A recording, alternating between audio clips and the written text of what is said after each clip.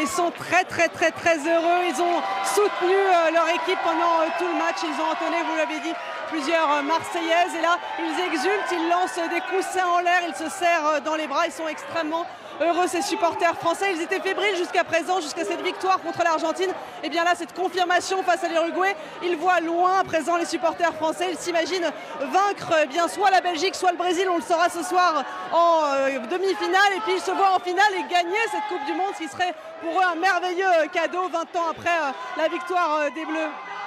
Ouais, 20 ans après, on espère évidemment voir les Bleus enchaînés par une nouvelle victoire. Ce serait historique bien sûr, mais avant cela, il y a une demi-finale qui s'annonce avec une rencontre qu'on va suivre évidemment dans les prochaines minutes, dans les 2 heures qui viennent. Ce sera d'ici 2 heures le coup d'envoi du Brésil face à la Belgique. Les supporters avec lesquels vous vous trouvez, ils comptent regarder ce match aussi?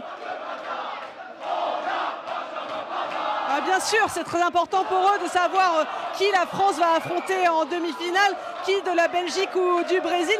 Le Brésil, bien sûr, ça aurait été une petite revival pour la France, un petit souvenir, puisque souvenez-vous, ils avaient battu le Brésil en 1998. En tout cas, pour l'instant, l'heure est surtout à la fête. Ils célèbrent et ils chantent, les supporters français. Ils sont vraiment très heureux ici. Et la nuit va être longue, on le comprend, et placée sous le signe du football, Julie.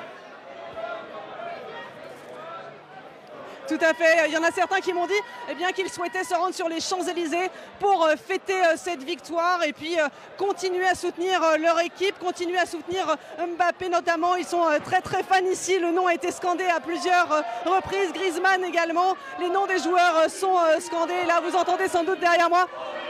On est en demi. Vous voyez, c'est la fête ici, porte de Versailles. Et on va en voir. Merci Julie Dungeloff.